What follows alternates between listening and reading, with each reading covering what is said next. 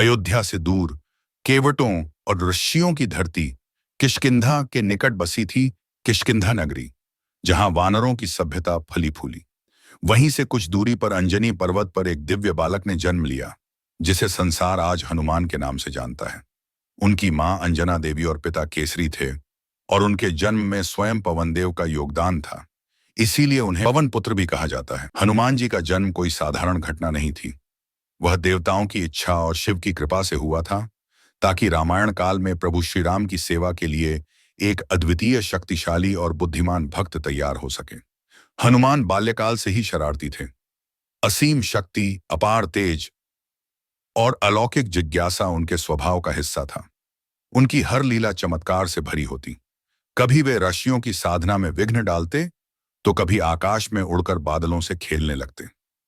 परंतु उनकी सबसे अद्भुत और प्रसिद्ध बाल लीला थी सूरज को फल समझकर निगल जाना। यह घटना एक दिन की है, जब प्रभात के समय हनुमान जी की मां अंजना देवी पूजा कर रही थीं, और हनुमान जी भूख से व्याकुल होकर चारों ओर खाने की वस्तु खोज रहे थे। तभी उन्होंने आकाश में एक अद्भुत चमकदार लाल गोल वस्तु देखी। वह वस्तु आकाश के पूर्व दिशा में धीरे धीरे ऊपर चढ़ रही थी और स्वर्ण जैसी आभा बिखेर रही थी। हनुमान ने सोचा, अरे, कैसा सुंदर लाल फल है! अवश्य ही यह कोई स्वादिष्ट वस्तु है जो मेरी भूख शांत कर सकती है।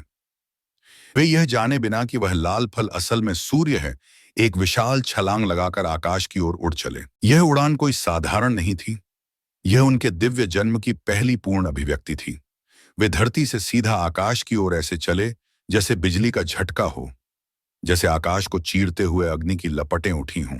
हनुमान जी जैसे जैसे सूरज के निकट पहुंचते गए, देवगण घबरा गए। सूर्यदेव स्वयं अचंभित थे कि यह बालक कौन है जो सीधा उनकी ओर बढ़ता चला आ रहा है। देवता, विशेषकर इंद्र, वरुण, अग्नि, यम और वायु सभी एकत्र हो गए। इंद्रदेव को यह भय सताने लगा कि यदि यह बालक सूर्य को खा गया तो धरती पर अंधकार फैल जाएगा, जीवन नष्ट हो जाएगा। तुरंत ही उन्होंने अपने ऐरावत हाथी पर सवार होकर आकाश की ओर प्रस्थान किया। परंतु तब तक हनुमान जी सूर्य तक पहुंच चुके थे। उन्होंने बिना कोई संकोच किए सूर्य को अपने मुख में भर लिया, और संपूर्ण संसार में अंधकार छा गया। सूर्य के मुख में समाने के बाद पूरे ब्रह्मांड में हाहाकार मच गया। प्रकाश के बिना यज्ञ रुक गए, पूजा बंद हो गई, तापमान घटने लगा, ऋषियों की साधना भंग होने लगी। धरती पर जीव जंतुओं ने डर से बिलों में छिपना शुरू कर दिया। पत्तियां मुरझाने लगी। देवता, ऋषि और ब्रह्मा जी सब चिंतित हो उठे। ऐसा प्रतीत हुआ मानो प्रलय समय से पहले आ गया हो। इंद्रदेव ने तत्काल निर्णय लिया। उन्होंने अपने वज्र का प्रयोग किया। इंद्रदेव ने अपनी पूरी शक्ति के साथ हनुमान जी पर वज्र प्रहार किया। वह वज्र उनके ठुड्डी पर लगा, जिससे वे आकाश से गिर पड़े और बेहोश हो गए। यही कारण है कि उन्हें हनुमान कहा जाता है, जिसकी हनु ठुड्डी घायल हो गई हो। जब यह घटना हुई, तब उनके पिता वायुदेव को यह अपमान असहनीय लगा, और उन्होंने सारा वातावरणीय प्राणवायु पृथ्वी से खींच ली। संपूर्ण ब्रह्मांड में वायु का प्रवाह बंद हो गया।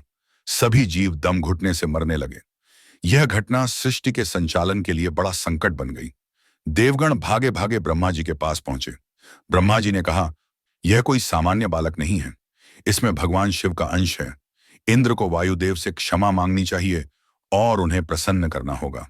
सभी देवता ब्रह्मा, विष्णु और महादेव सहित वायुदेव के पास पहुंचे और उन्हें मनाया। वायुदेव ने तब तक शांति नहीं की जब तक उनके पुत्र को पुनः चेतना नहीं आई और उनका सम्मान बहाल नहीं हुआ। हनुमान जी को वरदान देने के लिए सभी देवता आगे आए। ब्रह्मा जी ने उन्हें अजेयता, अदृश्यता और इच्छानुसार रूप बदलने की शक्ति दी। इंद्रदेव ने क्षमा याचना की और वर दिया कि उनका वज्र अब कभी उन पर असर नहीं करेगा। वरुण देव ने उन्हें जल में न डूबने का वरदान दिया। अग्निदेव ने उन्हें अग्नि से न जलने का वरदान दिया। यमराज ने मृत्यु पर विजय का वरदान दिया। सूर्यदेव, जिन्हें हनुमान जी ने निगल लिया था, अब स्वयं उनके गुरु बने और उन्हें शास्त्रों, युद्ध नीति और ज्ञान का प्रशिक्षण दिया। और इस प्रकार हनुमान महाबली हनुमान बने। वीडियो अच्छी लगी हो तो वीडियो को लाइक करके चैनल को सब्सक्राइब कर दीजिए।